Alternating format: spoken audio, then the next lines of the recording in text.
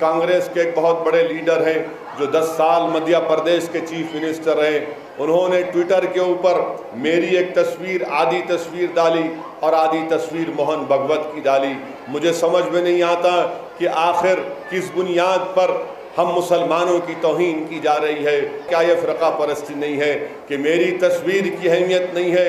मैं उस कांग्रेस के उस नाखलक लीडर से कहना चाह रहा हूँ कि मेरी तस्वीर की अहमियत नहीं है, मैं ख़बर में चला जाऊँगा, मगर मुसलमानों की तौहीन तो मत करो आप। एक मुसलमान जिसके चेहरे पर दाढ़ी है, जिसके सर पर टोपी है, आप उसकी तौहीन नहीं कर रहे हैं बल्कि पूरे मुसलमानों की तौहीन कर रहे हैं। अगर आप ये समझते हैं कि असदुद्दीन ओवैसी सोशल फैब्रिक के लिए ख़तरा है तो फिर मुझे पूछना पड़ेगा उस कांग्रेस के लीडर से, बताओ भागलपुर का फसाद जब 1000 मुसलमान बिहार में मारे गए थे, क्या तुम्हारी कांग्रेस की हुकूमत नहीं थी वहाँ पर? क्या वो सोशल फैब्रिक का खात्मा नहीं हुआ? जब दिल्ली का मैसेकर हुआ, आसाम में 10,000 मुसलमान मारे गए, क्या वो सोशल फैब्रिक का नुकसान नहीं हुआ? बाबरी मस्जिद में जब मूर्तियां रखी गई, क्या उत्तर प्रदेश और मरकज़ में कांग्रेस की हुकूमत नहीं थी? क्या वो सोशल फैब्रिक को नुकसान नहीं हुआ? जिस वक्त बाबरी मस्जिद के ताले खोले गए, क्या तुम्हारी हुकूमत नहीं थी? क्या तुम्हारा कांग्रेस का प्राइम मिनिस्टर नहीं था? क्या हिंदुस्तान के सोशल फैब्रिक को नुकसान नहीं पहुंचा? क्या जब बाबरी मस्जिद को जब शहीद किया गया, क्या तुम्हारा प्राइम मिनिस्टर नरसिम्हा राव नहीं था? क्या वो सोशल फैब्रिक को नुकसान नहीं पहुंचा? क्या भिवंडी में जब फसाद हुआ, क्या तुम्हारी हुकूमत नहीं थी? क्या तुम्हारी वजह से सोशल फैब्रिक को नुकसान नहीं पहुंचा? क्या शहादत बाबरी मस्जिद के बाद बम्बई में दिसंबर और जनवरी में फसाद हुआ, क्या तुम्हारी हुकूमत नहीं थी?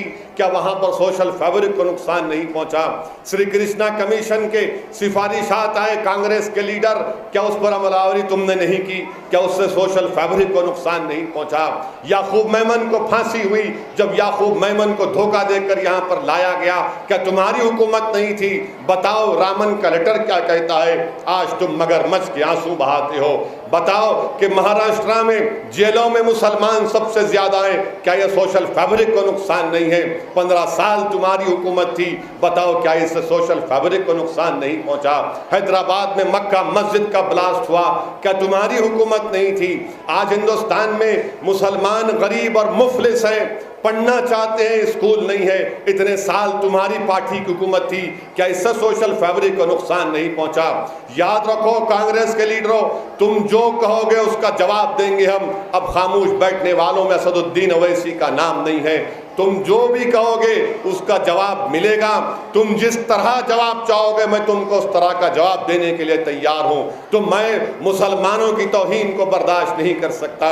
मेरी तस्वीर लगाना छोड़ो, तुम मुसलमानों की 17 करोड़ गयूर मुसलमानों की तौहीन कर रहे हो। मैं तुमसे माफ़ी का भी मुतालबा नहीं करता हूँ। यकीनन वो वक्त आएगा जब इंशाअल्लाह ताला तुम और पस्ती में चले जाओगे, तुम गुमनामी के वादियों में भटकोगे इंशाअल्लाह ताला। वो दिन दूर नहीं है, मगर मेरी आप तमाम से गुजारिश है कि अपनी जमात मजलिस इत्तेहादुल मुस्लिमीन को मजबूत करिए और इसी से हम सेकुलरिज्म को मजबूत कर सकते हैं। अगर तेलंगाना में, हिंदुस्तान में कोई RSS बीजेपी से खुलकर मुकाबला कर रहा है तो सिर्फ और सिर्फ मजलिस है, कोई नहीं कर रहा, सिर्फ ज़बानी खर्च करते हैं। अरे मेरी तस्वीर लगाते, अपने औलाद की शादी में मोदी को बुलाए, बताओ वो तस्वीर क्यों नहीं लगाते मोदी के बाजू तुम, जब सारी दुनिया ने देखा। बहरहाल इंशाअल्लाह ताला वक्त और हालात बताएंगे कि मजलिस क्या करती आई है। एक अजीम रिकॉर्ड मजलिस का है और इंशाअल्लाह ताला मुस्तकबिल में भी अल्लाह के फजल व करम से आप तमाम की दुआओं की वजह से मजलिस एक नए खिदमत का रिकॉर्ड कायम करती जाएगी और हिंदुस्तान का सेकुलरिज्म उसी वक्त मजबूत होगा जब मुसलमानों को, दलितों को उनका जायज़ हक मिलेगा। जब तक मुसलमान और दलित को पिछड़ा रखा जाएगा ये सेकुलरिज्म की कामयाबी नहीं होगी। सेकुलरिज्म की सही कामयाबी होगी कि तालीम के मैदान में, रोजगार के मैदान में, मकानों में इंसाफ हमसे होता रहेगा। नाइंसाफ़ी का जब खात्मा होगा यही हमारे लिए कामयाबी के ज़ामिन बनेगा। इसलिए जद्दोजहद करना है, जुस्तजू करना है, कुर्बानियाँ देना है, जिसके लिए आप और हम तैयार हैं। मेरी आपसे गुजारिश है कि आने वाले दिनों में और अपनी जमात को मजबूत करिए। शुक्रिया। वाखिर दावाना अल्हम्दुलिल्लाहि रब्बिल आलमीन।